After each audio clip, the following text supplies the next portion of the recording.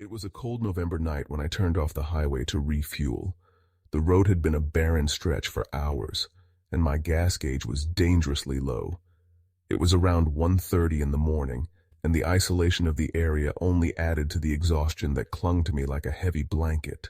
As I pulled into the two-pump gas station, the dim overhead lights buzzed faintly, casting long, unnatural shadows across the cracked asphalt. The station appeared normal at first glance, almost too normal, its uniformity blending into the monotony of the empty road. I parked at the pump closest to the kiosk, keeping my eyes on the digital display as I carefully filled the tank. $30, not a penny over, I told myself. That was my little game to stay focused, a trick to push through the exhaustion. But as I finished and glanced around, the first ripple of unease washed over me. The station was eerily quiet. Not the kind of quiet you expect from a remote spot, but an unnatural stillness that made the air feel heavy. I shook it off, attributing it to my fatigue, and headed toward the kiosk to pay. That's when I noticed something was wrong. The kiosk was empty. No attendant, no sign of life. I peered through the glass, expecting to see someone emerging from the back or perhaps returning from a restroom break. But the dimly lit interior was vacant, the shelves stocked with chips and sodas standing like silent sentinels. Maybe they stepped out, I muttered to myself. My voice sounded small, almost swallowed by the oppressive quiet. Then I turned to the car parked at the pump in front of me. A sleek silver BMW, its doors closed, its windows dark. But where was the driver? They weren't inside the car, nor anywhere in sight. The thought hit me like an icy gust. What if I had stumbled into a robbery? The idea rooted me to the spot. I glanced at the BMW again, trying to assess. Robbers often targeted older, easily stolen cars. A BMW seemed out of place for that kind of scenario, but the oddity didn't soothe me. I debated my next move. Knock on the kiosk glass? Call out? My gut told me to leave, to get back in my car and speed off, but curiosity won. It always does, doesn't it? I knocked once, tentatively, twice, louder this time. No response. By the third knock, a gnawing unease had settled in my chest. Something wasn't right. Against my better judgment, I tried the convenience store door. To my surprise and growing discomfort, it swung open with ease. Inside, the fluorescent lights flickered weakly, casting an intermittent glow. Hello? My voice echoed faintly, swallowed by the rows of candy bars and dusty energy drinks. Still nothing. My concern deepened. What if the attendant had collapsed in the back? A medical emergency, perhaps? I pushed past the counter and ventured into the rear. A bathroom, a storage room, and a tiny office, all empty. That's when it truly hit me. The gas station was completely deserted. A chill ran down my spine, and the hairs on my arms stood on end. Something about the stillness felt wrong, like the world had paused, leaving me suspended in some forgotten pocket of time. I stepped outside, the cold air biting my skin, and pulled out my phone to call 911. The dispatcher's voice was calm but skeptical. At first, she seemed to think I was just annoyed at the lack of service. But as I explained the situation, the abandoned car, the empty station, her tone shifted. "Are you certain there's no one around?" she asked. "Positive," I replied, the unease in my voice palpable. "Does it look like there was a robbery?" "How would I know?" I snapped, frustration bubbling over. But her question planted a seed of doubt. Could someone be hiding, terrified or injured? I hadn't checked the dumpster. The thought sent a shiver through me. I had no real intention of finding anything, but a morbid curiosity, or perhaps a need to be thorough, propelled me toward it. The dumpster sat in the shadows around the corner of the building, its rusted lid partially ajar. I hesitated, my breath visible in the chilly air. "Just look," I whispered to myself. "Get it over with." With a trembling hand, I lifted the lid. The stench hit me first, a pungent, rotting odor that clawed at my throat. Then I saw them. 2 bodies, contorted unnaturally, their clothes soaked in dark, sticky stains. One of them wore a gas station uniform, the fabric torn and bloodied. The other was unrecognizable, their face obscured by a grotesque gash. I stumbled back, the lid slamming shut with a deafening clang. My stomach churned violently, and I barely made it to the edge of the lot before vomiting. The dispatcher's voice was a distant hum in my ear. "Sir? Sir, are you there? What's going on?" They're in the dumpster," I stammered. "Bodies, 2 of them. Oh, God." I dropped the phone, my hands shaking uncontrollably. The police arrived within minutes, their flashing lights illuminating the desolate station. I watched from a distance, my body still trembling, as they secured the area and began their investigation. One officer approached me, his expression grim. "You're the one who called this in?" I nodded, struggling to find my voice. "You're free to leave," he said after a brief questioning. "We'll handle it from here." As I drove away, the image of those bodies burned into my mind. I couldn't shake the feeling that I was being watched. I glanced in my rearview mirror repeatedly, half expecting to see something, or someone, lurking in the shadows. In the days that followed, I scoured the news for answers. Reports surfaced about the discovery of 2 bodies at a rural gas station, but details were scarce. The cause of death, the identities, the motive, all shrouded in mystery. The silence was deafening. I began to wonder if I had stumbled upon something far darker than a simple crime. What if the station wasn't abandoned by chance? What if I had interrupted something inhuman, something malevolent? The memories haunt me to this day. I avoid late-night drives whenever possible, and I steer clear of desolate gas stations. But sometimes, in the dead of night, I hear faint whispers, like echoes of that chilling November evening, and I can't help but wonder, what would have happened if I hadn't opened that dumpster? It was a routine morning at the petrol station, where I worked part-time during my university days at Loughborough. My shift started at 6 o'clock in the morning, a sacrifice I made willingly to accommodate my afternoon lectures. The early hours were typically quiet after the rush, giving me moments of peace to read a book or sip on weak coffee. But on this particular Tuesday, as the first hints of dawn crept through the windows, the day took a turn that would forever haunt me. The bell above the door jingled and a man entered. At first glance he seemed ordinary, a middle-aged man, perhaps in his late 40s or early 50s. But as I glanced up from my book, I froze. His face struck an uncanny resemblance to Mark Bolan, the iconic musician on my late father's favorite T-Rex album cover. Yet this wasn't the Mark Bolan I remembered from childhood.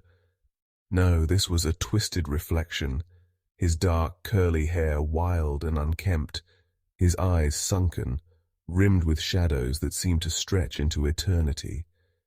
His features were sharp, his skin pallid and stretched too tightly across his face, like a ghastly mask barely concealing the horror beneath. His outfit, once vibrant bell-bottoms, a faded pink shirt and a sheepskin coat, looked decades past its prime, reeking of mildew and neglect. He was a specter of the past, clawing his way into the present. Something about him felt wrong. I shook off the unease and offered my practiced smile. "Morning. How can I help?" He grabbed a pint of milk and walked to the counter. "Pump 3, he muttered, sliding a crumpled note across the counter. His voice was low, gravelly, and unnervingly intimate, as if we shared a secret that only he understood. I rang up his total and handed him his change, eager for him to leave. Most customers would nod or say a quick cheers before heading out. But this man lingered. His eyes bore into mine, cold and calculating, sending a chill down my spine.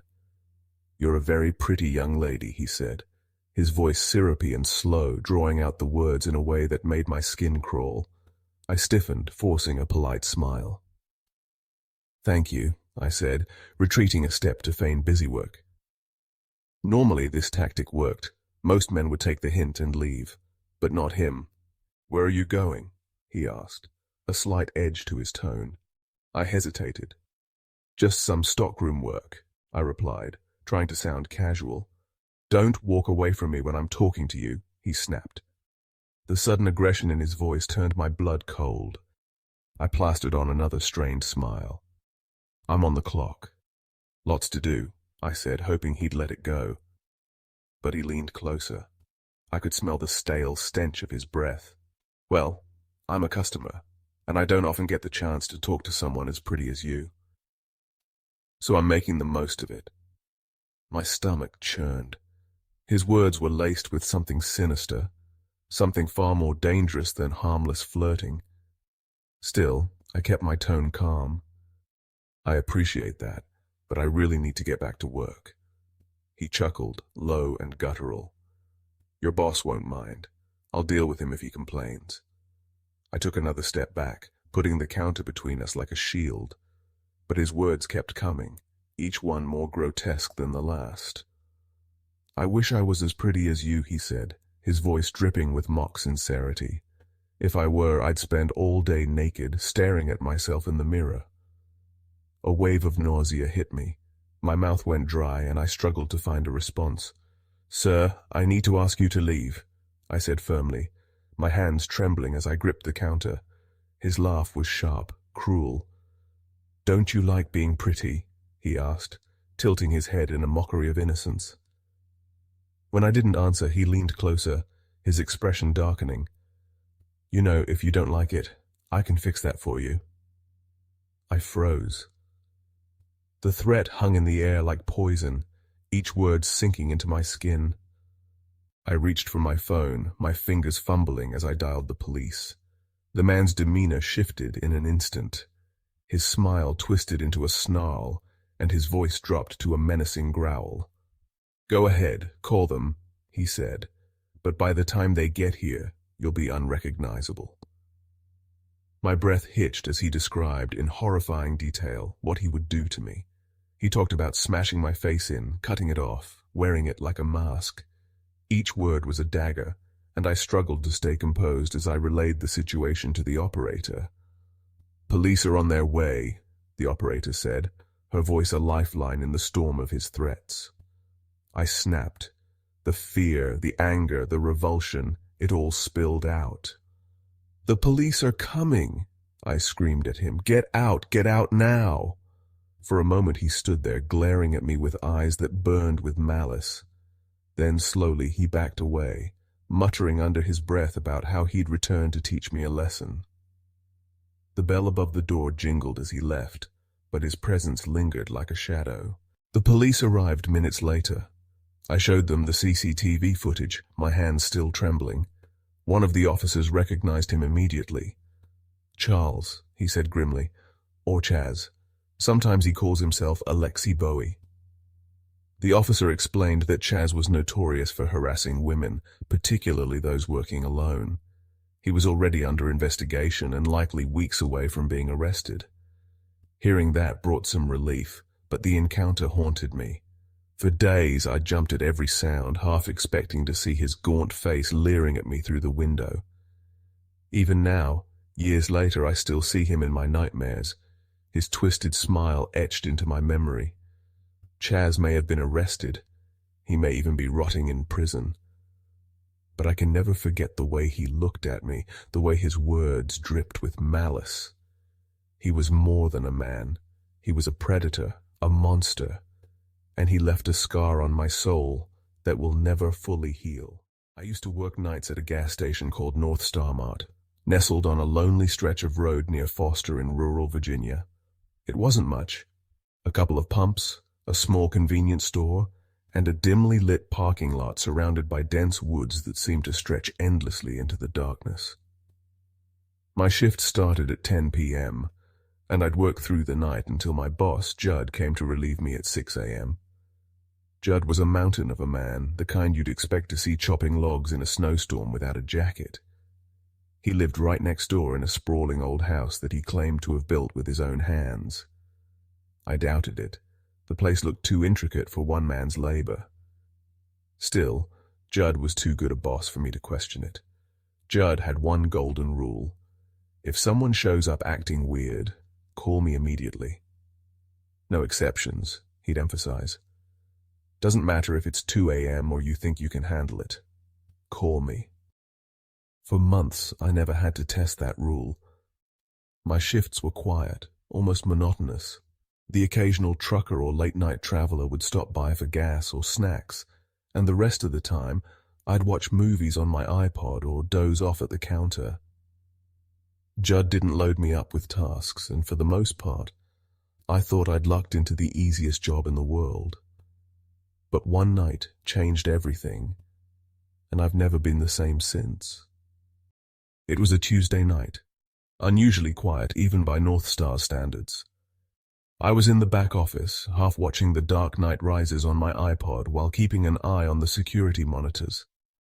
3 cameras covered the property, one facing the pumps, one watching the store entrance, and another inside the store. Around 2 a.m., I noticed movement on the first camera, a lone figure walking up the road toward the gas station. At first glance, he seemed ordinary enough. Work boots, faded jeans, and a baseball cap with some indistinct logo. He had the unremarkable look of any rural Virginian dad you'd expect to see grabbing a six-pack after work. But as he approached, something about him unsettled me.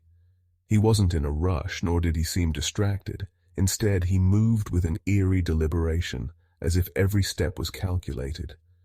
He stopped at the edge of the parking lot just outside the glow of the overhead lights. I waited, expecting him to walk inside. But he didn't. He stood there motionless, staring at the store's front door. I glanced at the monitor again, and my stomach tightened. His head began to tilt, slowly, unnaturally, until his face pointed directly at the camera. I told myself it was just an illusion, but it felt like he was staring right at me. Judd's rule echoed in my head: if someone acts weird, call me immediately. I hesitated for a moment, debating whether I was overreacting, but the man hadn't moved an inch, and the tension in my chest was unbearable. I grabbed the phone and dialed Judd's number. He picked up on the second ring, his voice groggy but alert. "Who is it?" he asked. I described the man, his clothes, his behavior, the way he was staring into the camera.